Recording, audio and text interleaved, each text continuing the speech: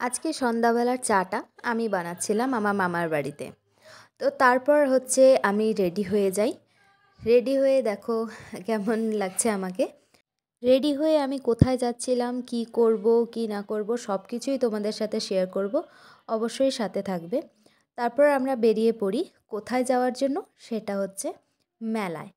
তো আমরা যাচ্ছিলাম শিল্প মেলাতে, যেটা কাওয়াখালী শিলিগুড়িতে আছে। তো মেলায় গিয়ে আমি কি করলাম আর কি কি দোকান রয়েছে সব কিছুই তোমাদেরকে দেখাবো। হ্যাঁ, এখানে সব কিছুই হ্যান্ডমেড থাকে। বিভিন্ন রকম জায়গার থেকে লোকজন এসে এখানে নিজেদের হাতে বানানো, হাতে তৈরি করা সে জিনিসগুলো এখানে ওরা বিক্রি করে।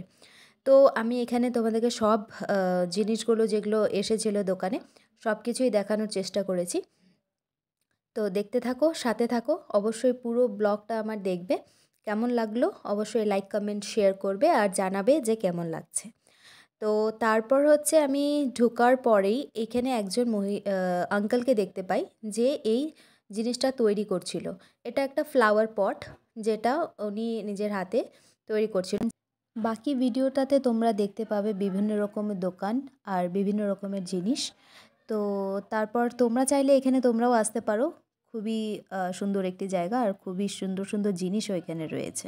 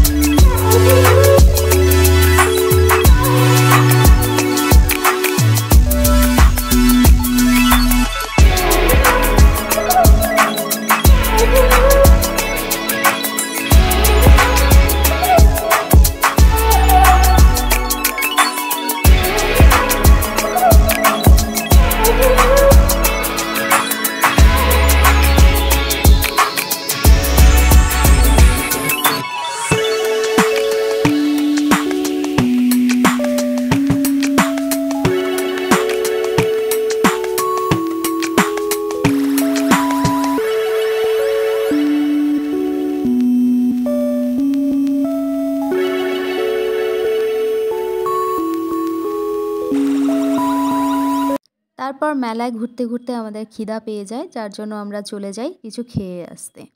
তারপর আমরা এখানে পাওভাজি অর্ডার করি। পাওভাজি অর্ডার করে আমরা খেতে শুরু করি। দেন আবার আমরা কিছু জিনিস যেটা আমাদের চোখের সামনে পড়ে সেটা দেখি। দেন আমরা বাড়িতে চলে আসি। তো এখানে আমরা বাড়ি যাওয়ার জন্য রেডি ছিলাম। তারপরে আমরা পৌঁছে যাই আমাদের ফ্ল্যাটে। তো আমরা বাড়িতে যখন আমরা ফ্ল্যাটে আসি, তারপর আমি তোমাদের সাথে শেয়ার করেছি যে আমরা মেলা থেকে কি কি কিনেছি। তো এখানে মামি বসে রয়েছিল, এটা আমার মামি। তো মামি এখানে সব কিছু খুলে খুলে দেখাচ্ছিল যে আমরা কি কি কিনে এনেছি। তো অবশ্যই আমার ব্লগটা ভালো লেগে থাকলে পরে চ্যানেলটিকে সাবস্ক্রাইব করবে, অবশ্যই আমার সাথে থাকবে। Thank you, tata, by.